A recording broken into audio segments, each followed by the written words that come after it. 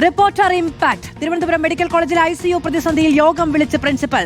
ICU വാർഡുകൾ പുനരാരംഭിക്കുന്ന വിഷയം ചർച്ച ചെയ്യും.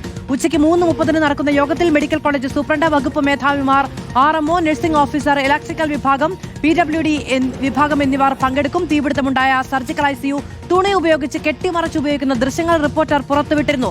NG പ്രതീഷ് വിവരങ്ങളുമായി ചേരുകയാണ്. പ്രതീഷ്, ഇപ്പോഴെങ്കിലും കണ്ടല്ലോ, നമ്മുടെ സ്ക്രീനിലൂടെയെങ്കിലും കണ്ടല്ലോ അധികൃതർ ഈ ദാരുണാവസ്ഥ?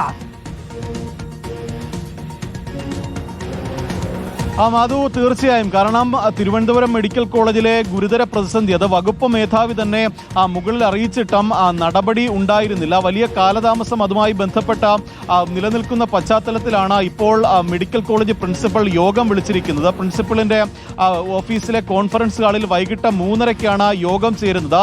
പ്രധാനമായും വകുപ്പ് മേധാവിമാരും മെഡിക്കൽ കോളേജ് സൂപ്രണ്ടും ഒപ്പം ഇതിന് ചുമതലപ്പെടുത്തിയിട്ടുള്ള ഇലക്ട്രിക്കൽ ഇൻസ്പെക്ടറേറ്റ് വിഭാഗം ഉദ്യോഗസ്ഥരും യോഗത്തിൽ പങ്കെടുക്കും. ഇതിൽ പ്രധാനമായും ഈ രണ്ട് വിഭാഗത്തിൽ ഉണ്ടായ വീഴ്ച, കാലതാമസമാണ് ഈ പ്രതിസന്ധിക്ക് പിന്നിൽ. ഒരു മാസമായിട്ടും, കഴിഞ്ഞ മാർച്ച് മാസം 17-ാം തീയതിയാണ് തീപിടുത്തം ഉണ്ടാകുന്നത്. ഇന്ന് ഏപ്രിൽ 17-ാം തീയതിയാണ്. ഒരു മാസമായിട്ടും ഈ വാർഡുകൾ വീണ്ടും സജ്ജമാക്കാൻ കഴിഞ്ഞിരുന്നില്ല. പ്രത്യേകിച്ച് സർജിക്കൽ ICUവും ട്രോമ കെയർ വാർഡുകളാണ്.